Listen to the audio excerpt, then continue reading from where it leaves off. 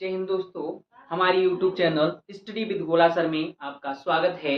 Study with गोला sir में आपका स्वागत है।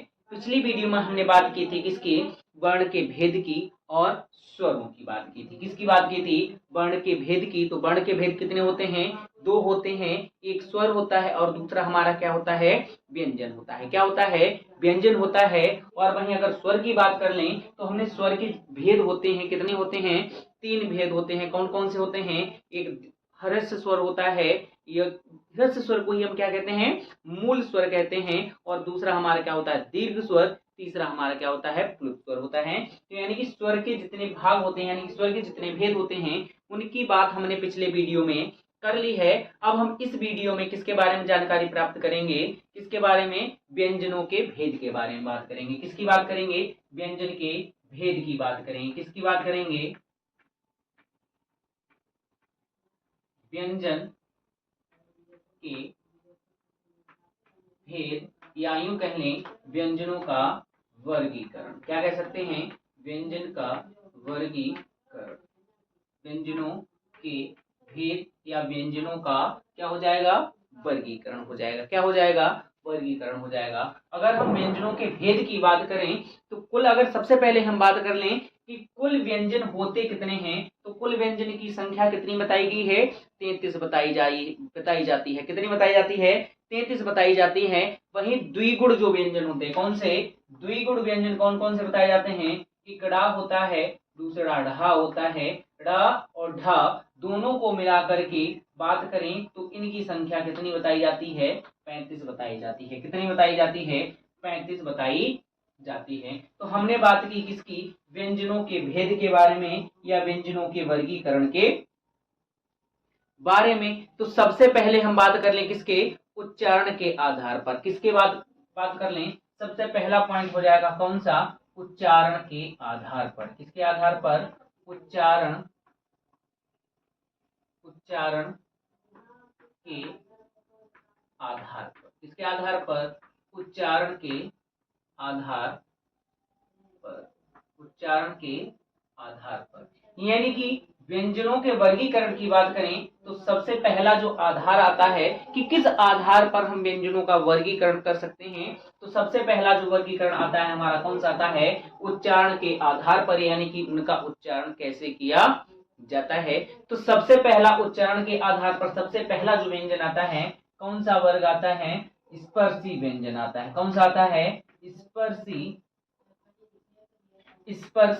व्यंजन आता है। कौन सा? स्पर्शी व्यंजन। और स्पर्शी व्यंजनों को ही हम किस नाम से जानते हैं? वर्गीय व्यंजन भी कहते हैं। क्या कहते हैं? इन्हीं को हम वर्गीय व्यंजन के नाम से भी जानते हैं। किस नाम से? व्यंजन, यानी कि वर्गीय व्यंजनों के नाम से भी इन्हें हम जानते हैं। वर्गीय व्यंजन क्यों कहते हैं? और स्पर्शी, यानी कि वर्गीय व्यंजन हम इसीलिए कहते हैं क्योंकि ये कितने? 5 होते हैं। कितने? 5 होते हैं। एक वर्ग में कितने? 5। और इनके वर्ग भी कुल कितने होते हैं? 5 होते हैं। इसीलिए चारों तरफ से कैसे होते हैं? ये बराबर होते हैं, इक्वल होते हैं। इसीलिए हम इनको क्या कहते हैं? वर्गीय व्यंजन कहते हैं। क्या कहते हैं? वर्गीय व्यंजन कहते हैं। अगर हम वर्गीय व्यंजनों की बात कर लें, कुल जो वर्गीय व्यंजन हैं या स्पर्शी व्यंजन हैं, इनकी कुल संख्या कितनी होती है? इनकी अगर कुल संख्या की बात कर लें, किसकी बात कर लें? कुल संख्या की बात कर लें तो इनकी कुल संख्या जो है वह कितनी है? 25 है। कितनी है? इनकी कुल संख्या की बात करें तो इनकी कुल संख्या कितनी हो जाती है? 25 हो जाती है। कुल संख्या इनकी जो है वह कितनी हो जाती है? 25 हो जाती है। कितनी हो जाती है? 25 हो जाती है। कितनी हो जाती है? 25 हो जाती है। कितनी? 25 हो जाती है। कितनी हो जाती है? 25 हो जाती है। यानी कि अगर हम स्पर्श की बात करें, किसकी बात करें? स्पर्श की बात करें तो स्पर्श के अर्थ का मतलब होता है कि हमारी जो जिह्वा है क्या करता? जिह्वा जो है क्या करती है? हमारे मुख को क्या करती है? स्पर्श करती है। और मुख से स्पर्श करती हुई जो वायु यानी कि हवा हमारे मुख से निकलती है, उसी को हम क्या कहते हैं, स्पर्शी व्यंजन कहते हैं। क्या कहते हैं, स्पर्शी व्यंजन कहते हैं। और इनकी कुल संख्या जो है कितनी बताई गई है, 25 बताई गई है। कितनी बताई गई है, 25 बताई गई है। आइए जानते हैं कि स्पर्शी व्यंजन या वर्गीय व्यंजन कौन कौन से होते हैं। तो यानी कि पहले की बात करें तो पहला कौन सा आता है, का वर्ग आता है। क्या आता है, का वर्ग आता है। दूसरा कौन सा आता है, चा वर्ग। दूसरा कौन सा, चा, फिर टा वर्ग,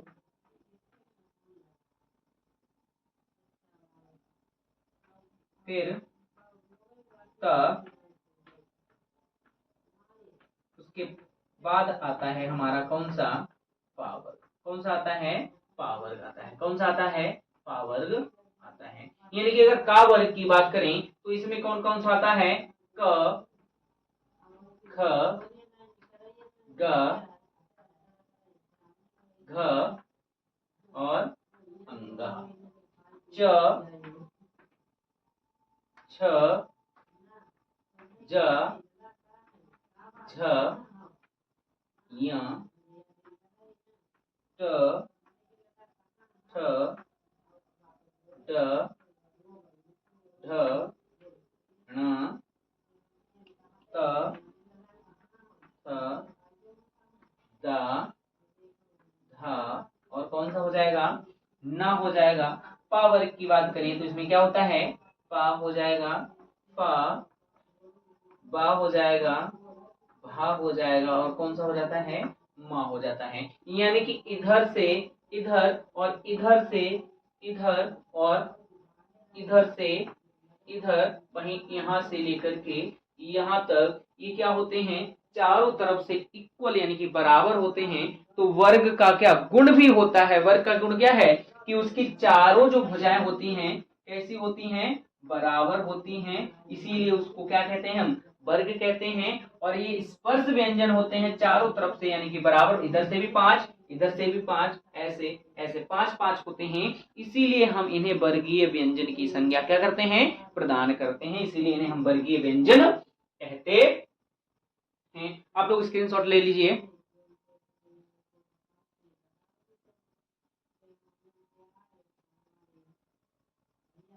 हो गया। चलिए आगे हम बात करें दूसरे पार्ट की। तो हमारा दूसरा पार्ट कौन सा हो जाएगा, अंतस्थ व्यंजन हो जाएगा। कौन सा हो जाएगा, अंतस्थ व्यंजन हो जाएगा।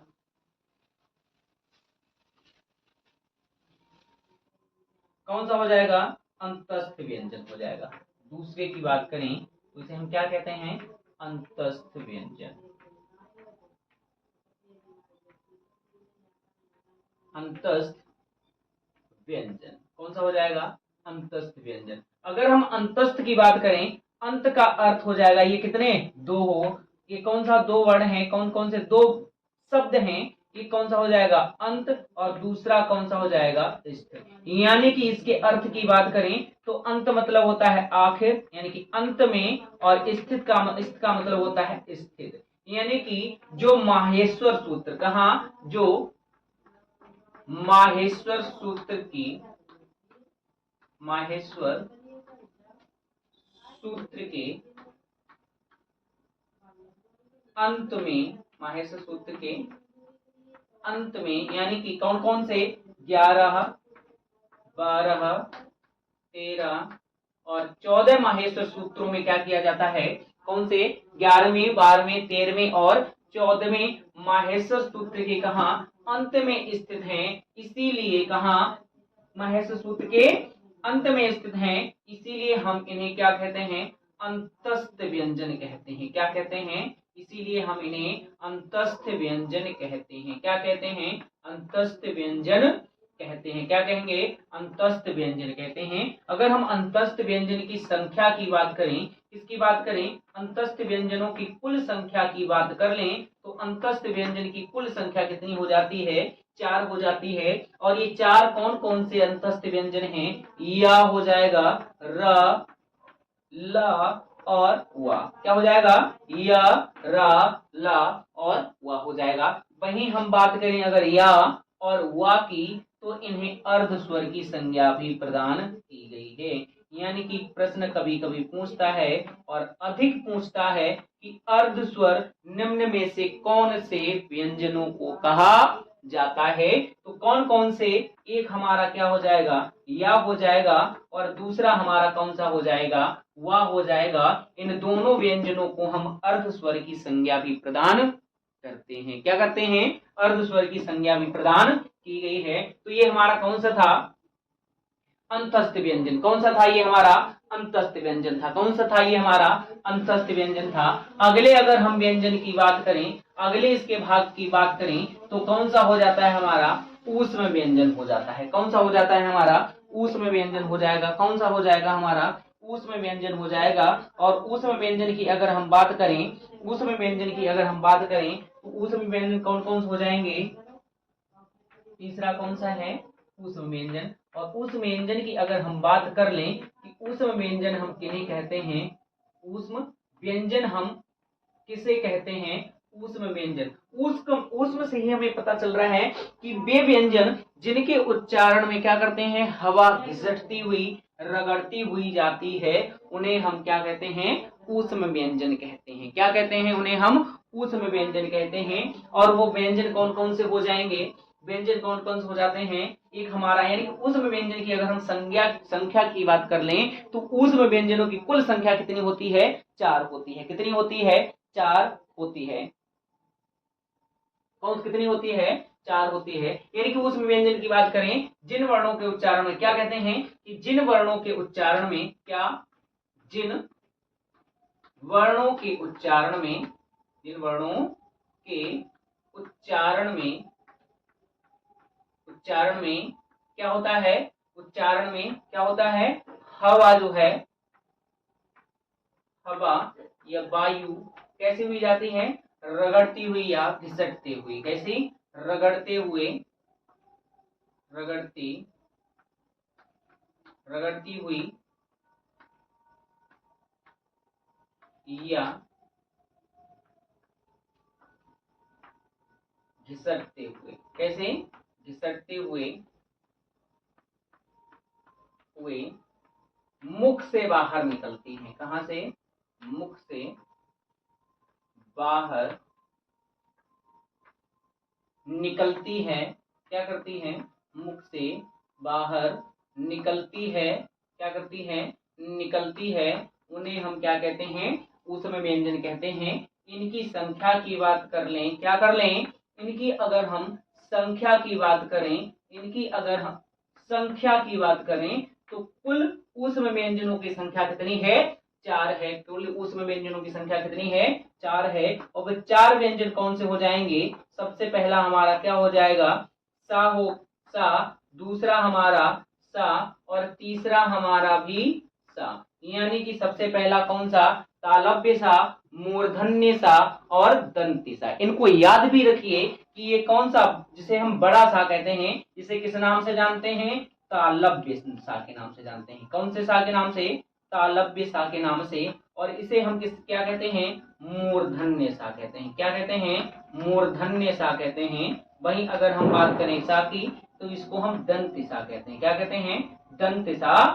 कहते हैं। और चौथा हमारा क्या हो जाएगा, हा हो जाएगा। क्या हो जाएगा, हा हो जाएगा। इनको तालम, मूर्धन और दंत क्यों कहते हैं, वो इसलिए कहते हैं क्योंकि जो तालव्य सा है, यानी कि बड़ा सा है, इसका उच्चारण करते समय जो हमारी क्या है, जिह्वा है, वो हमारी कहाँ, तालू से जाकर के टकराती है, इसीलिए इसको हम तालव्य कहते हैं। और इस सा के उच्चारण में हमारी जिह्वा कहाँ से, मूर्धन्य से, यानी कि मूर्धा से जाकर के टकराती है हमारी जिह्वा, इसीलिए इसको मूर्धन्य सा। और इसके उच्चारण में हमारी जिह्वा कहाँ, दांतों से जाकर के टकराती है, इसीलिए हम इसको दंतिसा कहते हैं। क्या कहते हैं, दंतिसा कहते हैं। वहीं अगर हम हा की बात कर लें, क्या कर लें, हा की बात कर लें, तो इसे हम शुद्ध काकल्य ध्वनि कहते हैं। क्या कहते हैं, शुद्ध काकल्य ध्वनि के नाम से भी जानते हैं। शुद्ध काकल्य, क्या कहते हैं, शुद्ध काकल्य ध्वनि के नाम से भी जानते हैं। यानी कि हा का जो उच्चारण स्थान है, वो क्या है, कंठ है। और कंठ से इसकी जो ध्वनि निकलती है, तो एकदम सीधे से निकलती है, हवा जल्दी कहीं टकराती नहीं है, इसीलिए हम इसको शुद्ध काकल ध्वनि के नाम से भी जानते हैं। तो ये हम बात कर रहे थे किसकी, ऊष्म व्यंजन की। तो ये हमारे कौन से कहलाते हैं, ऊष्म व्यंजन कहलाते हैं। और कौन कौन से ऊष्म व्यंजन हैं, तालव्य सा, मूर्धन्य सा, दंती सा और हा, इन चारों को मिला करके हम किस नाम से जानते हैं, ऊष्म व्यंजन के नाम से जानते हैं। किस नाम से जानते हैं, ऊष्म व्यंजन के नाम से जानते हैं। आइए अगली हम बात करें, किसकी बात करें, ये थे हमारे किसके, उच्चारण के आधार पर। किसके आधार पर, उच्चारण के आधार पर। और दूसरी हम बात कर लें, दूसरे की अगर हम व्यंजनों की बात करें तो कौन से आ जाते हैं हमारे, प्राण या वायु, क्या जाएंगे, दूसरे भाग की बात करें तो कौन से आधार, प्राण, या इसी को हम कह सकते हैं वायु। किसकी, प्राण या वायु की मात्रा के आधार पर, की मात्रा के आधार पर, किसके आधार पर, प्राण या वायु की मात्रा के आधार पर, मात्रा के आधार पर। अगर हम इनकी बात करें, प्राण या वायु की मात्रा के आधार पर बात करें, तो इन व्यंजनों को कितने भागों में बांटा गया है, दो भागों में बांटा गया है। और वे दो भाग कौन कौन से हो जाते हैं, एक तो हमारा हो जाएगा कौन सा, अल्प प्राण हो जाता है। कौन सा हो जाता है, अल्प प्राण हो जाएगा। कौन सा हो जाएगा, अल्प प्राण हो जाएगा। वहीं दूसरी बात करें तो दूसरा हमारा कौन सा हो जाएगा, महाप्राण हो जाएगा। कौन सा हो जाता है, महाप्राण हो जाता है। इनकी अगर अल्प प्राण की बात करें, अल्प से ही हमें पता चलता है, अल्प मतलब कम, अल्प मतलब कम, प्राण का मतलब क्या हो जाएगा, वायु हो जाएगा, कम वायु। यानी कि ऐसे वर्ण, ऐसे व्यंजन जिनके उच्चारण में, किसके, ऐसे व्यंजन जिनके उच्चारण में अल्प वायु यानी कि कम वायु की आवश्यकता पड़ती है, उन्हें हम कहते हैं अल्प प्राण। और ऐसे व्यंजन जिनके उच्चारण में महा का मतलब क्या होता है, अधिक, महा का अर्थ क्या हो जाता है, अधिक। वहीं प्राण का मतलब हो जाएगा क्या, वायु। यानी कि जिन व्यंजनों के उच्चारण में अधिक वायु की आवश्यकता पड़ती है, उन व्यंजनों को हम किस नाम से जानते हैं, महाप्राण के नाम से जानते हैं। किस नाम से जानते हैं, महाप्राण के नाम से जानते हैं। अगर हम बात करें किसकी, अगर हम बात कर लें, किसकी बात करें कि महाप्राण और अल्प प्राण की, तो अल्प प्राण, महाप्राण की बात करें, अल्प का मतलब होता है कम और महा का मतलब होता है अधिक। तो आइए इनको समझें एक एक करके। तो सबसे पहले हमारा कौन सा आ जाएगा, अल्प प्राण आ जाएगा। क्या आ जाएगा, अल्प प्राण आ जाएगा। क्या आ जाएगा, अल्प प्राण। इसका अर्थ क्या निकला, कम वायु, यानी कि जिसके उच्चारण में वे व्यंजन, वे व्यंजन जिनके उच्चारण में, जिनके उच्चारण में कम वायु या प्राण की आवश्यकता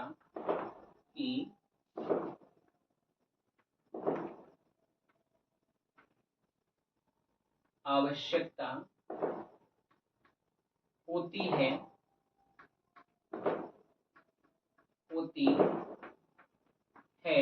उन्हें क्या कहते हैं, उन्हें अल्प प्राण कहते हैं। क्या कहते हैं, अल्प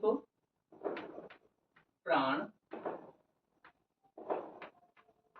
कहते हैं, अल्प प्राण कहते हैं। अगर हम अल्प प्राण की बात कर लें तो अल्प प्राण में भी कौन कौन से व्यंजन हैं जिनको अल्प प्राण के अंतर्गत रखा गया है। किसमें रखा गया है, अल्प प्राण के अंतर्गत रखा गया है। तो अल्प प्राण के अंतर्गत कौन कौन से व्यंजन हो जाएंगे, प्रत्येक वर्ग का, कौन सा, प्रत्येक वर्ग का,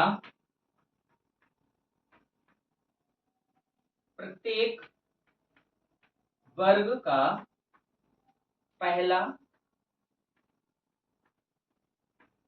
कॉमा तीसरा, पहला तीसरा और पहला तीसरा और पांचवा वर्ण। कौन सा, पहला तीसरा और पांचवा वर्ण, एवं अंतस्थ व्यंजन। कौन से? एवं अंतस्थ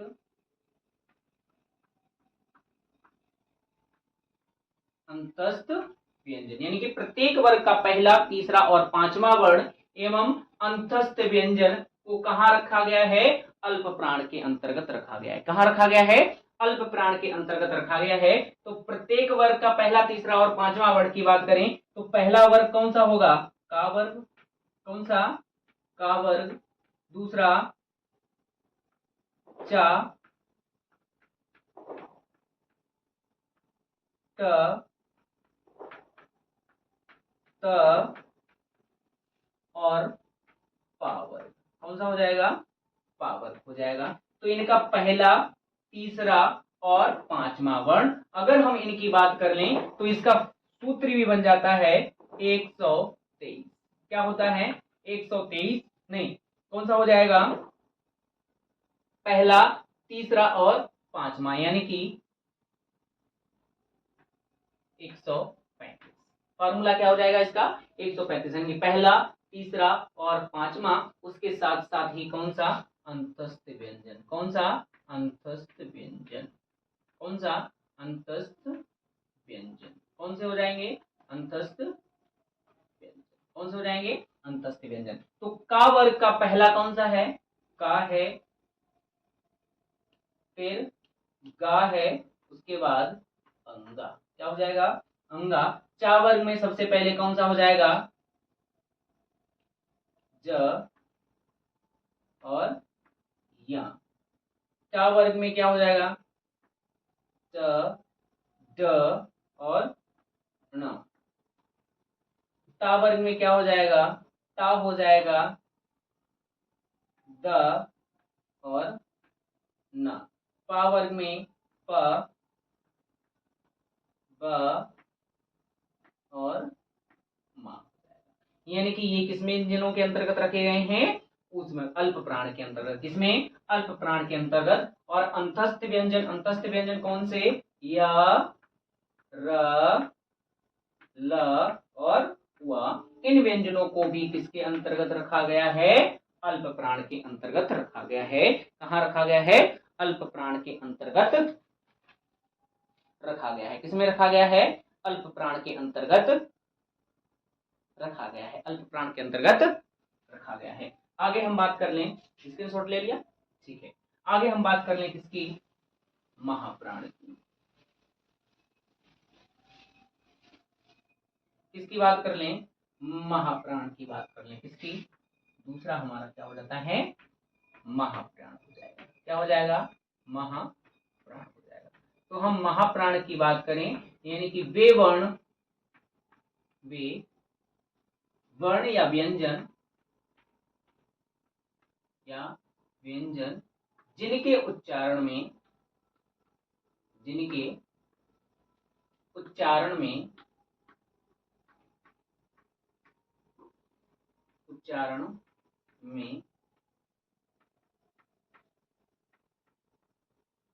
अधिक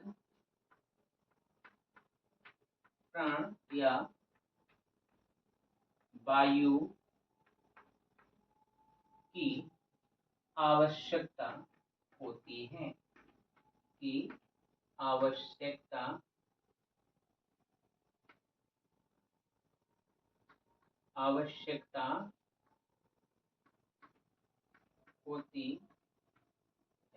आवश्यकता होती है। उन्हें हम क्या कहते हैं? महाप्राण कहते हैं। क्या कहते हैं? उन्हें हम महाप्राण कहते हैं। अगर हम महाप्राण की बात कर लें तो महाप्राण के अंतर्गत किन किन व्यंजनों को रखा जाता है? तो प्रत्येक वर्ग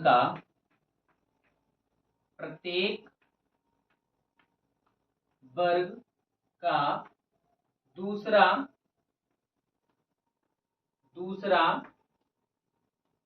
और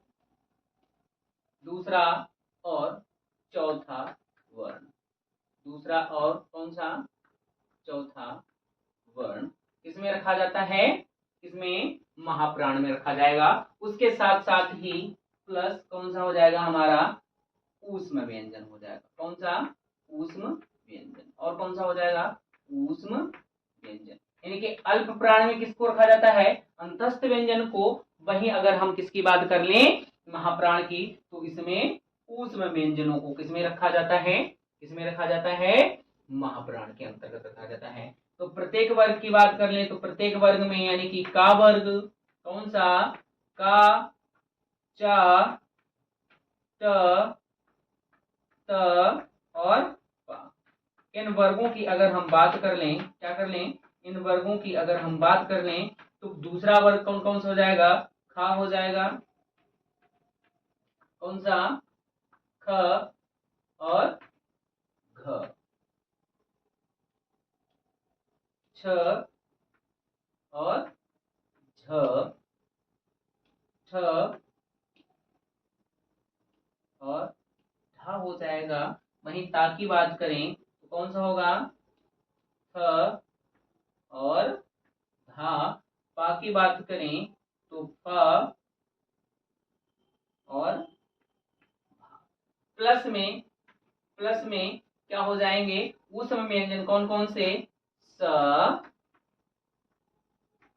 स, स और हा, कौन से, स, स और हा। ये सभी जो व्यंजन हैं वो किसके अंतर्गत रखे जाते हैं, महाप्राण के अंतर्गत रखे जाते हैं। किसके अंतर्गत रखे जाते हैं, महाप्राण के अंतर्गत रखे जाते हैं। आज के लिए इतना ही, बल्कि आगे बाकी के जो बचे व्यंजनों का वर्गीकरण है या भेद हैं उनको हम समझेंगे किसमें, अगली वीडियो में। किसमें समझेंगे, अगली वीडियो में। तब तक के लिए बने रहिए हमारे साथ, यानी कि स्टडी विद गोला सर के साथ। तब तक के लिए नमस्कार, धन्यवाद, राधे राधे।